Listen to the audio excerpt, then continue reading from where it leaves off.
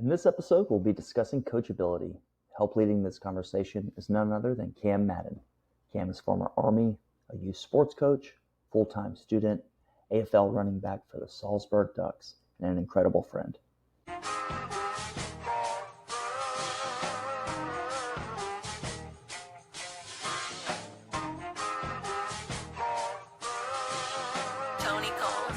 Hey, safe to say I'm the biggest, the largest. Been stepping on shit since my mama stayed in them apartments. Regardless, my daddy told me keep the heat even when I'm in foreigns. I'm heartless, cause these niggas is hating on me just because I'm the biggest, the largest, the biggest, the largest. 30K on my riches for hard times. These niggas just mad cause they bitching my archives. Jordan came back, so the 4-5. If you play then you lay right there by your own kind. Pull up a 4 with a loco, tell him run this bitch back like so-so. Got this rap shit here in the chokehold. Did a show out in Austin, shout out to Bobo. Moved out the trenches, now look how we live. Tell my BM to furnish the crib. Walk out the mall with some shoes for the kids. Deposit the checks from my bank full of M's. Paid up my rent, now I'm up for the year.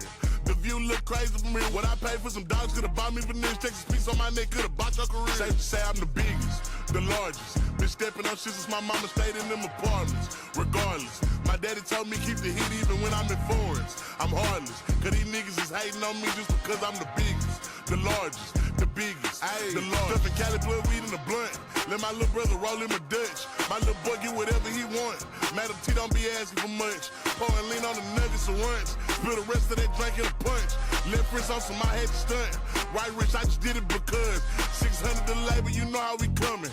Tell them niggas they ain't taking nothing. Standing on business, we shooting and punching. Hating ass nigga, go get you some money. I just got off a tour, finna go on another one. Album done, finna drop me another one. Couple M's, finna run up another one. Super Bowl ring, shit, I had to go double. Safe to say I'm the biggest, the largest. Been stepping on shit since my mama stayed in them apartments. Regardless, my daddy told me keep the heat even when I'm in foreigns. I'm heartless, cause these niggas is hating on me just because I'm the biggest, the largest, the biggest, the largest. Hey.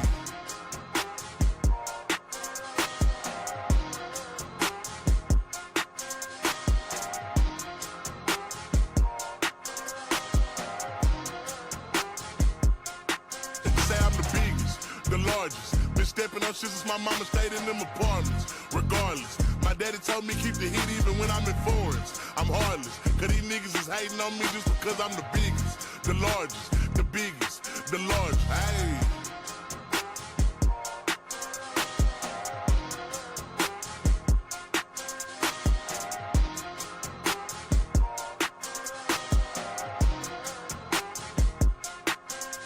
The biggest, the largest. Been stepping on shit since my mama stayed in them apartments. Regardless, my daddy told me keep the heat even when I'm in foreigns. I'm heartless, cause these niggas is hating on me just because I'm the biggest, the largest, the biggest, the largest. Hey. Cam, what's going on today? Yeah, they had a lot of training. I had a personal session with an 18-year-old, and then I had a team of under 12 kids. So they range from 6 years old all the way up to 12.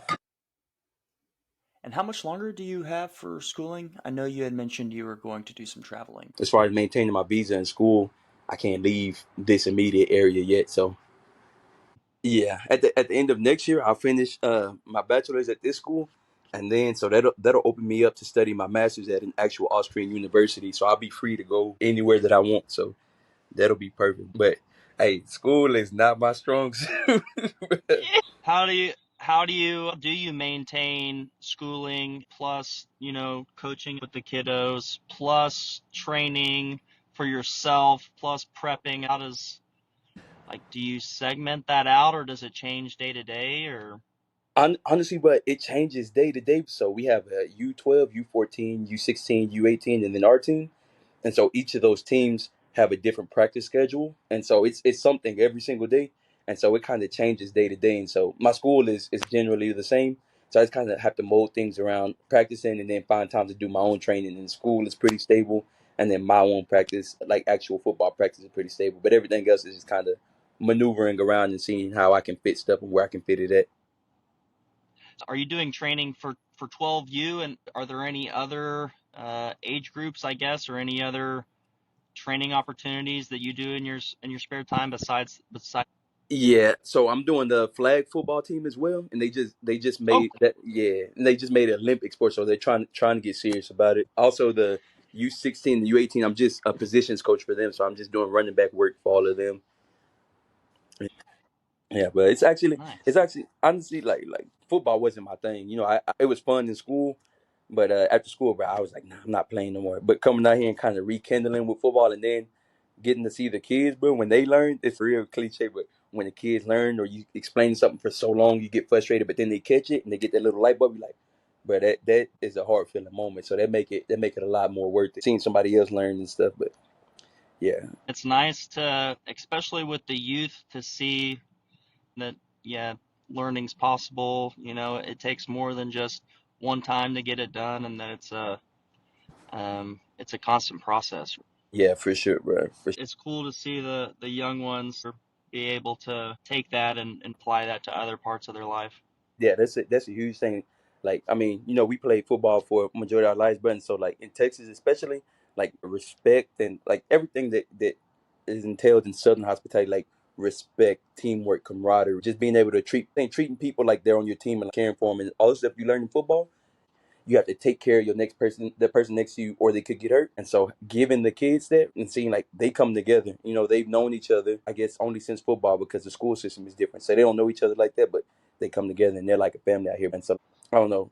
I guess as a kid, I didn't really catch it all that much, but seeing it with a different lens and seeing them build, it really is like it's a real good feeling to be a part of it. You know what I'm saying? And then like you said, it applies to other areas in life. It's not just football. They get to go out and hard work is something that you can apply everywhere that you can learn in football.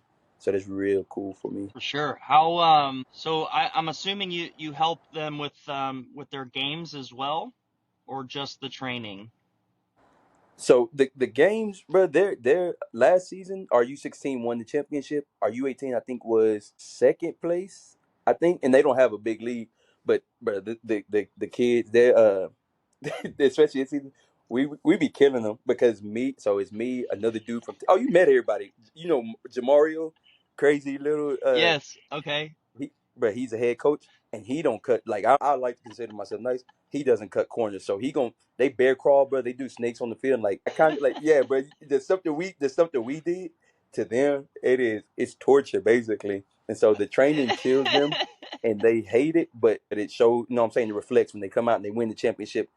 It's like that's another thing. Like we tell them, like you gonna hate it now, but it pays off. And like when they won the championship, as everybody's in the middle screaming, it was a crazy feeling. You could tell that like that was something new for them. And so yeah, like you said, to see the fruits of their labor, everybody got to enjoy it. So it's real cool, man.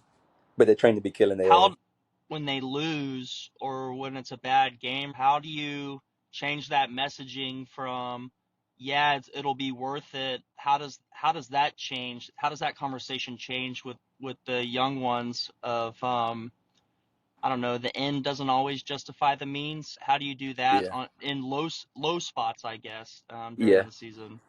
And yeah, that is. I mean, that's the thing that we expect because they won the championship, but they didn't win every game through the season. So they did have to go through those lows. And honestly, but we try to, again, maybe it's a Southern edge, but we try to keep straight up with them. Like, yeah, I mean, we didn't play as good, and we're straight up with them. But we tell them like, if you don't want to feel this feeling again, then we're gonna get back next week and we're gonna put that work in. Like this is just a part of the game. You know what I'm saying? And it's all reflecting on life. That's just the way of the game. Even if you do your best, you train your ass off, you just come up short sometimes, and that's the game. Hmm. That's life. So, like Kobe said one time, like you're either gonna wake up and you're gonna win, or you're gonna wake up and you're gonna lose. But either way, you have to wake up again the next day and do it all over again. So we might as well do it right, so we can get the positive outcome when the opportunity comes up. So yeah, yeah. You just always preach to I them like like no, that. no matter what, but you have to. Yeah, you have to. What was the record for the Ducks last season? For my team or for the youth? Yeah, for you. What were we? We were 5-5. I think we were 5-5. Yeah, we were Hey, 5-5. 500. You can't beat that. I mean, you Yeah, can, but but hey, we had a honestly, our season was not all that.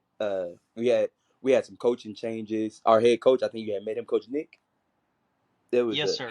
Yeah, but there was a lot of controversy, and so after the fourth game, they parted ways with him, and then so the season kind of got thrown up, and we switched offenses mid-season, and we had a new coach, and he kind of like he was cool, but he was kind of like let us figure out the plays, figure out the offense, and let us tell him what our strengths was and what we think we should be doing. So we kind of it was a collective team effort to come together, and then I think after that we won every game besides one.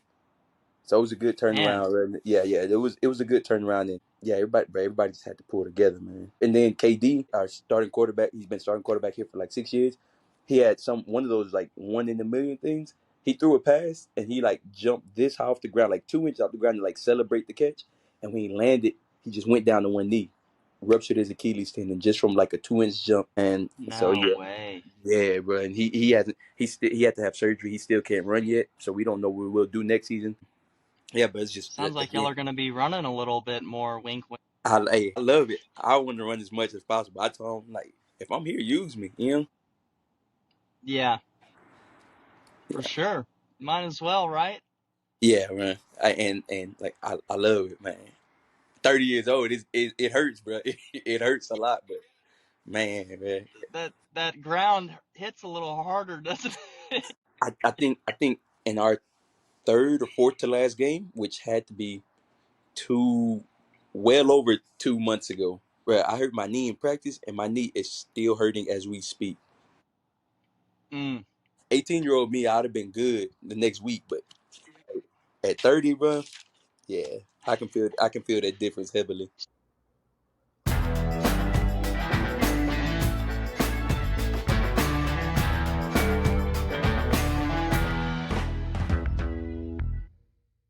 Grip Studio is looking for brand ambassadors. If you're a fitness professional, musician, or just looking to get into the industry, we'd be happy to hear from you. Find out more on our website at gripstudio.app. So so that brings up a good question. With your increased age versus being a young chicken, how does your training change from a recovery standpoint versus performance now versus high school? Now I actually have a recovery. Back then, like I said, but we could, but remember, but we would do anything and then just go inside and play video games and eat dinner and go to sleep. Like there was no stretching involved, no post workout. Yeah, Like, but now it's not anything crazy. It's just a simple routine, but just taking no time. And when I'm in the gym, I'm not trying to put on 500 or 600 pounds and deadlift it for all, or getting there and hit 50 reps on something. Like it's just real quick. I yeah. do what I need to do, what I feel like, what I'm saying is gonna benefit me and part of my training, and then I get out, nothing more, nothing less. Yeah, man. That's in this off season. That's really what it's all about. Is just strengthening my body, so I can survive. Because this might possibly be my last season, depending on how things go. So over everything, I need a strong body, a healthy body. Yeah, well, I'll be putting some thoughts out there for you for health purposes. Make sure that you're on the up and up for a good season. I know it's a long way away, but it'll be here before you know it, huh? Yeah, I appreciate it, and I'm gonna need it. I'm gonna need it. Yeah, man. It'll But be but there. we gonna see it's how things pan out, man. Cause as of right now, it's up in there. If I stay here, if I go down to a different league and move to lower competition or anything. But Okay. but yeah, I'm just gonna prepare for the worst, hope for the best. Can you explain a little bit about the AFL, where you are with the Ducks, kind of how that works, Yeah, from that league versus here in the States? yeah. So basically, in this league, it's AFL, Austrian Football League. There's all the Austrians here, and then if you have somebody from outside of Austria, whether German or whatever, even if they're just a country over, they're counted as an import, right? And so Okay. there's an allotment that you get for each import. Since it's American football, you're only allowed to have one American on each side of the ball, and then for European imports, you can have however many you want. There's a star system. Americans count as 2 stars. Europeans count as 1 star, I believe.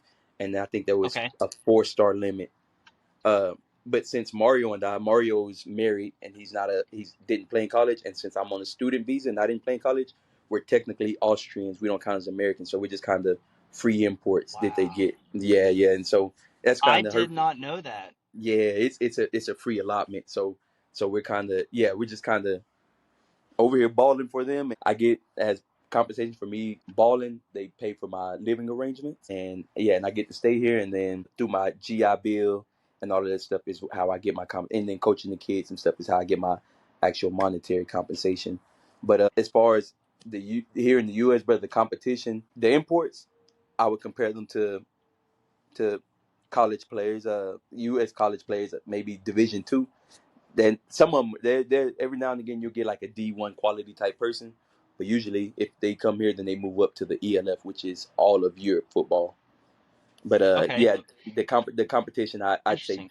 is like a division playing against a Division II school. If I'm being honest, with the So you exception of said those so you imports. said an import on either side of the ball. Is that while the game is live, or can you have multiple imports on the team, but only one can be on the field for that side of the ball at a time, or is it just one import for offense, one import for defense?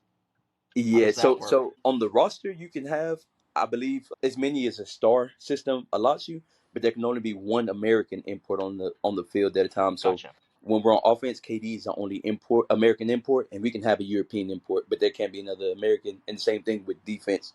So we had one defensive safety as an import, and then one offensive quarterback as our import, and then we had a European import as our receiver.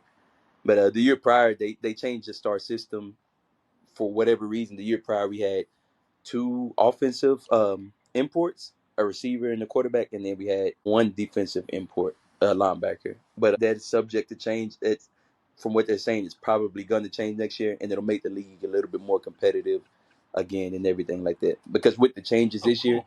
yeah, the teams that were at the top, the Vikings, those teams, but the gap got bigger. There was so many games. It was 50, 60, 70 plus to zero. And so that rule didn't Oh, seem to jeez. like balance out the league. Yeah, it was really unfair, honestly. I've seen a couple of those scores, not gonna name any names, but I've seen a couple of those scores based off of the tiers for these teams. How many tiers are there in the AFL, or are those tiers different than the AFL, and you have to be a top tier team to be considered in the AFL league? Yeah, so usually they have AFL, then they have a first division, maybe a third division, but I know they have a second, a first division, AFL, and then ELF. And so if you're in Gotcha. Division 1 and you win out that division in this season, then you're supposed to move up to the AFL. And so that's generally how it works. If you have the I do no, like that. I like that it's like the European Football League where based off your performance you kind of ebb and flow in the ranks, and it keeps it competitive across the board, or at least that's the intention that I see. yeah, no, for sure. And bro, they're them people up there, ballers. There's some ballers up there.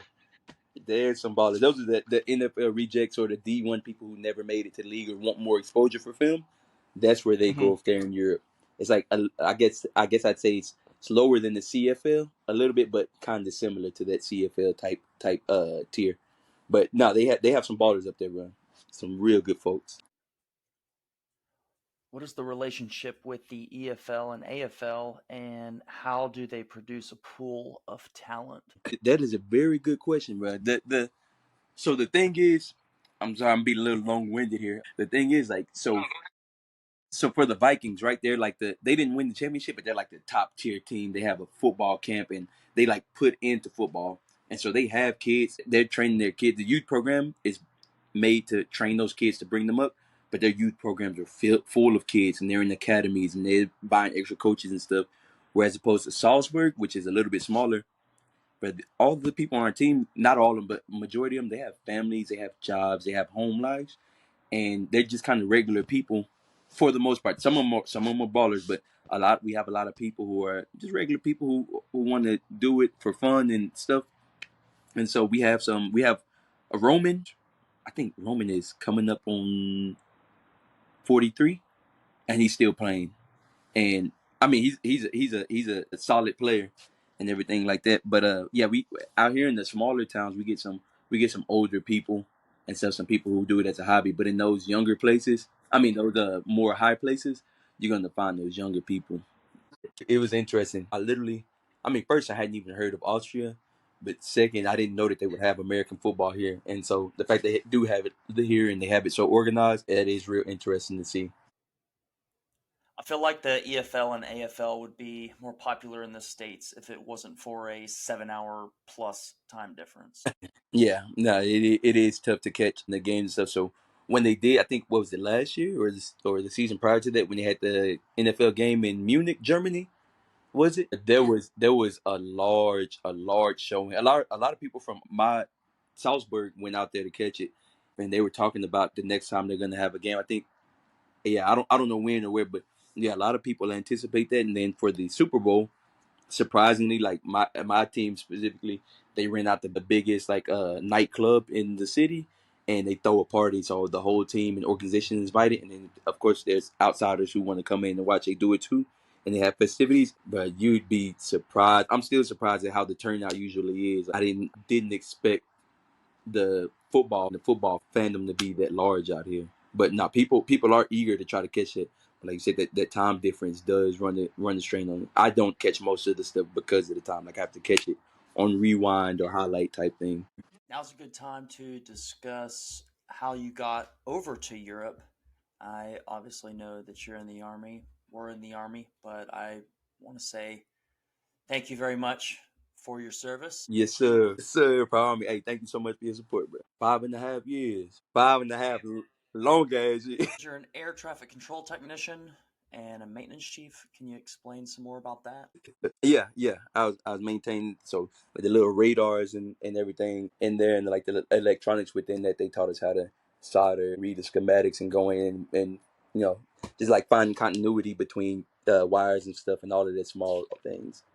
But it was a cool time, bro. I was in Latvia, which is Eastern Europe, over by Russia, and I was in Germany for a little bit, and then Latvia for 9 months. It was Operation Atlantic Resolve, quote unquote. But basically, we were just working with like the Lithuanian army, the British army, Latvian army, teaching them our procedures for air traffic control and how to control airspace, how to fix those things. So yeah, just making them proficient in what we were doing. It was during that the Syrian Russian conflict or whatever. So I guess they were trying to prepare just in case they needed to get involved or just in case anything went on over there. Considering everything that's going on right now, thank goodness. 1,000%. Yeah. But that was what sparked my interest in coming back to Europe, and so everything just kind of worked out, bro. Through your travels and life experiences, has there been any activity or practice you've implemented in your routine to keep balance? For sure, bro. I had to learn the hard the hard way, but one thing that I and this is a little bit more recent is always writing things down. There's so many times like through traveling and through being in these situations that you go through life's ups and downs. One day I'm good, one day I'm bad. I'm in my head, and so like the things that you learn when you're in a good moment, you like, okay, I got to do this and I got to do that, and I have to write it down because when I would go through the low or a point of question or and I didn't know where to go next or whatever it is, I would try to remember. I was like, man, like what should you have been doing? What is what I'm saying? What is that you thought last time?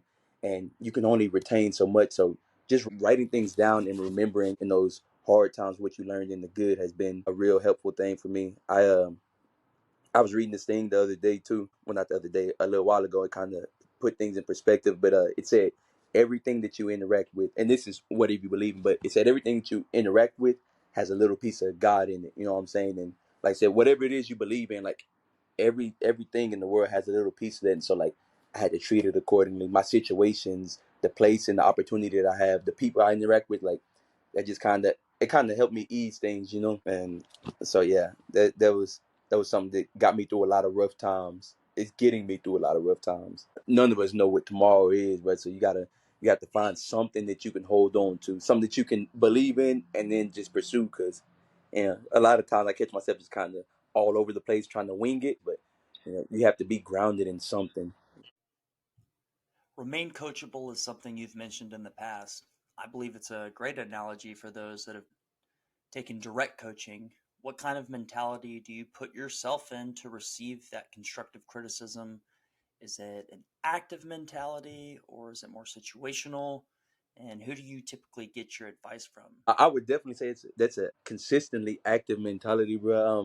You know what I'm saying? Being coachable is everywhere, but like I remember my dad telling me when I was younger, like, you can learn from a beggar the same you can from a rich man. And I personally got caught up in the mindset of like, if you don't have a certain thing that I desire or something that I require, then you're not credible to me. And that was one of the stupidest things that I've ever thought, because bro, there's knowledge everywhere. There's times that I've learned things from the kids that I coach, and you just have to, one, never take anything personal. People are going through things, you're going through things, and if you can take yourself out of it, you can take your emotional response out of it and receive things just as they are, comments, knowledge, constructive criticism, then it'll serve you in some way, shape, form, or fashion. It can always serve you. But yeah, you just have to, like I said, you just have to be receptive. You have to be ready at every turn to soak up something. Just being a sponge and being ready to soak up whatever people have, soak up whatever's around you in your environment. I think is real beneficial. I'll take it from anywhere, but there are certain times where I seek specific guidance from specific people. I have a few mentors and stuff. Some people I think have been real paramount in my I wouldn't say success, but where I'm at right now, from back home, and maybe a couple here, and I refer to them always. God know, I know that even if it might sound harsh, they're always going to give me grounded information. And again, like, I take myself out of it and I try to be receptive toward the same, because there's people who've done way more than me, who've been down the path that I've taken, and so they can always offer me something. I do a lot of self reflection. I spend majority of my time alone, so a lot of it is bouncing here off of here. But I understand that I have a very very limited perspective, whether it's things I've experienced or things I think. I'm just limited. I'm only one person, so yeah, bro. There's definitely people that I call on that I can expect sound guidance from.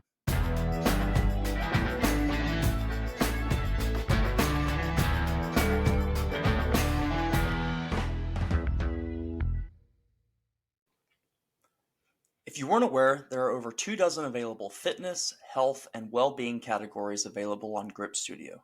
From personal training to mixed martial arts, find an expert like Cam and get started today. Free download available on the app or Google Play Store. Do you think that you coach yourself at times? It is a lot of, it's me versus me in my head a lot of times. Like, it's a little bit, I think it might sound a little bit weird, but there's like, I have conversations with myself in my head. I'm in the gym and I'm lifting weights. I tell myself, like, I'm like, hey, out loud, I'm like, hey, bro, you got this. You have to be able to talk to yourself and coach yourself through that, because most of the time you won't have somebody around who can do that for you, and you've experienced you long enough to know what you're receptive to. So yeah, it is a lot of self-talking in that. But yeah, and on the field, bro, same thing. I'm in the backfield waiting for the handoff, and I'm telling myself, you can do this. Hey, you got to go this way.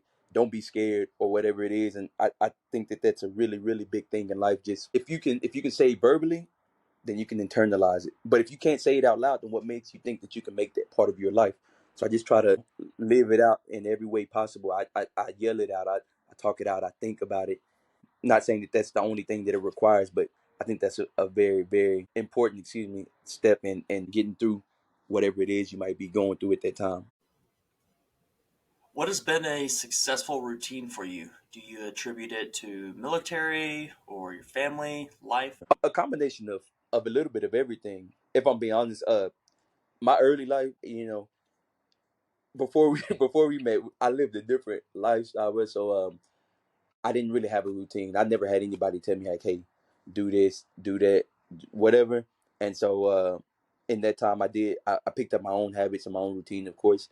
And then school and military, I picked up a little bit more. And then from moving out here by myself and stuff, like, it's just been a little bit of everything. There was this book that I read one time. It's a well-known book, Atomic Habits, and that book right there, bro. That book really put it in perspective, because, but it's a really practical book. It's not. I mean, it's a great book, but he didn't. It wasn't anything that he said in there that I was like. It was just kind of like, damn, like, it's like practical things that but you don't actively think of. And so the biggest takeaway for me was a routine is just a big thing. And then in the subgroup of a routine, you have your habits. So if you practice your habits eventually build into a routine, even if you do them in a small capacity. I think in the book said, if you want to learn to start reading every day, read your book for 1 minute or read one page out of the book. and just do that every day. And it might seem insignificant, but your body and your mind connects to that, and you build that habit. So eventually, once you get on that schedule, you'll start reading, and it might increase to over a page. But before you do anything, the first step is building that habit in your life and tying your mind, your body, and soul to that thing, and then it becomes routine. It becomes you and who you are and how you do things. And so that book was a real big helper. But it's just been little bits and pieces of everything that kind of came together, and I don't know, helped me form my concept of what a routine is. And then again, writing it down is so important for me. So sometimes I get up, I have a meal plan, I have a workout plan, I have a planner that I write what I'm going to do throughout the day. But some days I wake up and I'm not in the right mindset. So I just kind of wing. I get through the end of the day and I'm like, man, it's 10 o'clock at night. I've been running around dealing with all this, and I haven't even had time to myself. But then on those days where I pencil into my planner, like do this, and this, and then have some free time from here, I hit my mark every time, man. I hit my mark. And so yeah, like you said, there's more freedom in being organized for me personally than it is to just kind of go through life and hope things are gonna work out the way you have them up here in your head. Now, I was able to find this photo of what looks like you getting roundhouse kicked to the dome. Maybe you can shed some light on this. But two, if you had to pick one form of martial arts, what would you be most deadly in? Gary Diotalevi, he was a sergeant when I was like a private first class in the army, and this man was like a sergeant first class, but it's like 5 ranks above me. He had me by like 10 or more years, bruh. I joined this combatives tournament, and I was solid at the time, but that I didn't know there's people in there who were already they had already been doing it. And I'm gonna tell you, not it wasn't in the head, but he kicked me. That talking about he kicked me. He kicked the shit out of me too. Great goodness, bro. Oh, I don't know if it's street fight, but well, I mean, if it's a martial art, but for sure street fight. Cause I'll fight dirty, bro. I'll hit somebody right. You know what I'm saying? Right in the. No, I'm joking. I'm joking. For sure. I'd say Brazilian Jiu Jitsu, bro. That was probably what I trained in the most. And yeah, Brazilian Jiu Jitsu. Cause somebody could they'll be on top of you thinking they're winning, and next thing you know, I got you in a omoplata or a triangle chokehold or something like that. So it's just I think there's real tricky. You got always, even from an offensive position, you have to be careful with somebody on that. So I like Brazilian Jiu Jitsu for sure. Well, if I'm in the street fight, then I'm gonna make sure I do whatever it takes to not end up on World Star Hip Hop. But if we're doing, what I'm saying, if it's a sanctioned fight, if we're fighting fair, then I would join some Brazilian Jiu Jitsu competition, do some rolling. Yeah. So you're a programming and coding connoisseur. What's your favorite language when you're coding? How has that been in parallel to learning local language dialects? And how does that translate into learning other new things? I guess I'd say my favorite is just the one that I've studied and am the most proficient in is Python. Yeah, so I'm a basic Python coder, but well, it's honestly learning. I mean, coding language too, but just learning languages in general. I mean, it's hard at this age, but it's really hard to kind of grasp those. But the biggest thing with learning German and coding and stuff is just not being embarrassed and trying it because you're going to mess up. Like when I first got here, I didn't want to speak German to anybody because I was so embarrassed of them laughing at me because I might say it wrong. And I still say things wrong, but now I'm B1 German proficiency. Says what, like third or fourth level and proficiency, and it didn't change until I started doing it. I didn't learn anything. And that's the same with coding too. Like I would see it here and there, and I knew about it, and I had like some knowledge. But until I start putting it in practical situations, going in and like actually trying to make some programs and like practicing on my own and messing up for hours and hours and getting frustrated, that's when I broke that barrier and started learning something. So that's it's so important to just do it. You have to do it. Repetition in everything. Repetition is paramount. Like I always tell people here because I try to, it's a cultural difference too, but the language, I think the language barrier is more uh, prevalent in this actual instance. But I tell people all the time, I'm funny in English. In German, I can't, you know what I'm saying? People don't laugh at the jokes I make when I say them in English, but like, I think I'm alright in English, but it's a completely different thing trying to say it in German. So it's really important that I learn. And like I was just in the store today and I was talking, I always see this lady at the cash register. I say hello. I just say hi and that's usually it. And we smile. But they are just like, to hell with it. I was like, be Gates here. How are you doing? And we just started a, just a conversation about how hot it was outside and where I'm from and all of that. And then another lady, older lady, which they generally don't speak to outsiders, Auslanders. She came in, she was like, where are you from? You speak really good German. And so I had a conversation with these two ladies, and it was like I said, it was a light bulb moment for me. I was like, man, like I connected with these people from just, and I messed up on some things, but just trying to speak their language, I'm sure that they can understand that I was giving it some effort and stuff, and so it brought about a whole new connection with those people, and in turn that gave me some comfortability, not only in my speaking, but the fact that I'm living here, and so it's important, but to try those things and do that.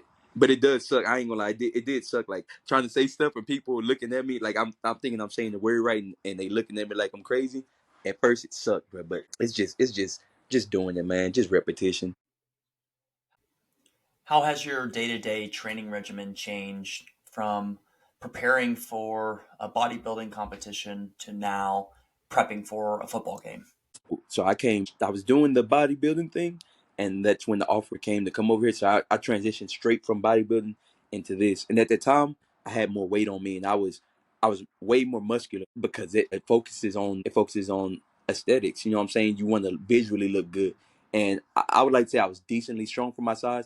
But if you would look at me and then see my lifts, I don't think that I lived up to that height. It was more for aesthetics as opposed to performance. And so my first time actually running was when I came over here and was like getting ready. And that was my first time in years that I did a full out sprint.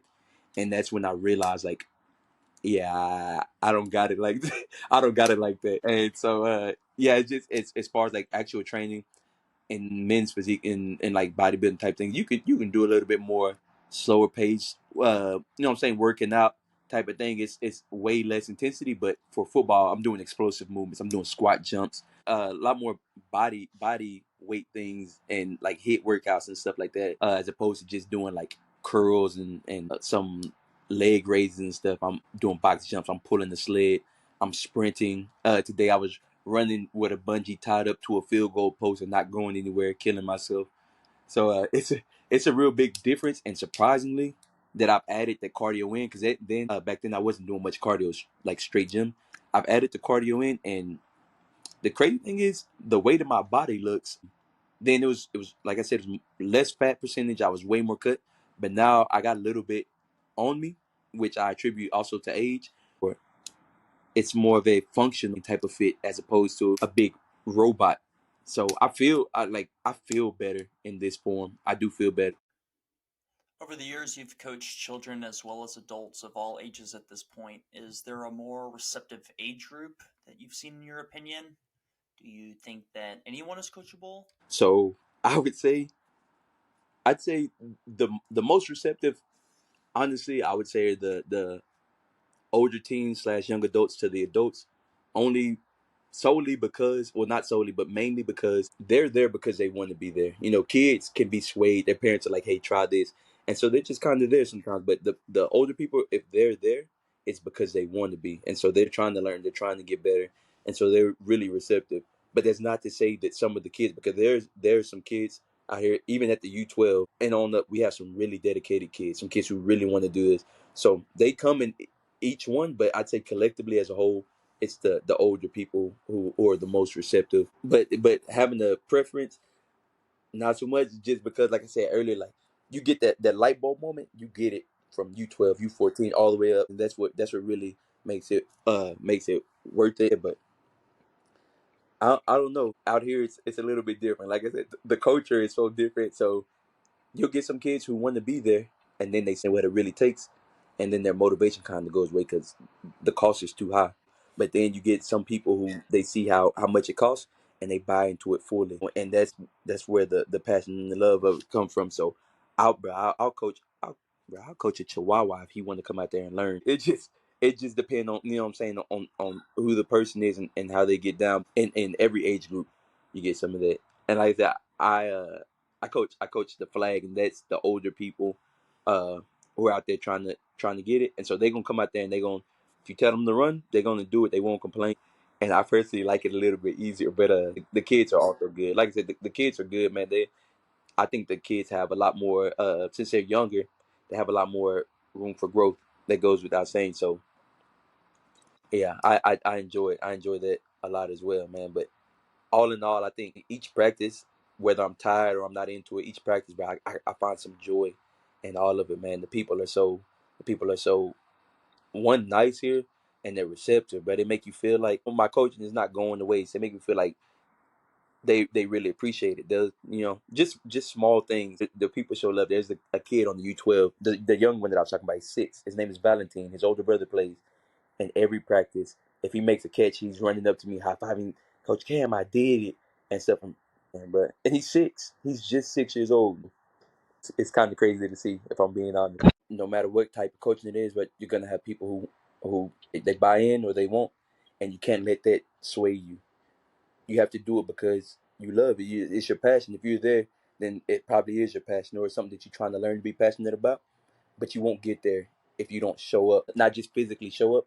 You got to show up here. Those days that you don't want to be there, you got to tell yourself until you believe it that you want to be there. Because if you're not wanting to be there, then how is somebody who's paying you money to get better going to want to be there? It shows. Whether you think you can hide it, it's going to show. So just simply being there and being present and not being passive.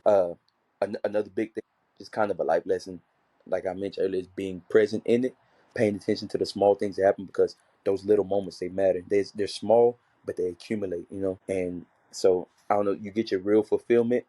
You get it partially from the people smiling, the people having a good time, but your real fulfillment is just knowing that you changed somebody's life, even if it's in the most minute way.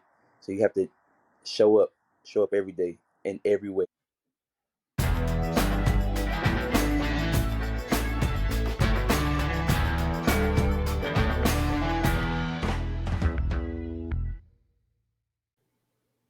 There's over 50 hours of curated playlist available on Spotify. Check out our latest collaboration with Cam. Links in the description. Based off the music collaboration that we did, it's safe to assume that your nickname is derived from Akeem Ali. Yeah, I took the Kimi and put Cameo there. Yeah, bro. Yeah, bro. That's my hey. I don't know if you got to check it. A lot of favorite artists, and he's smooth. Yeah, I couldn't stop listening to it for days, and that's when I came with it. And not to sound crazy, I kind of like when I moved out here, bro. That became my whole alias, and like people call me Cam, like they call me through my face Kamikaze, which is cool. Music done. I had a few times where music has or musical artists have become like part of my persona, but it's really crazy how that intertwines with my real life. But yeah, that's where Kemi Casanova came from. Hey Cam, I really do appreciate your time and insights on all of this, and hopefully, if you'd like, we could do this again sometime soon. Hey man, it's good to talk to you. Holler at me again, bro. I'm just a text away, man. Yes, sir. Much love, man. Love you, brother. Take it easy. I love you, dog.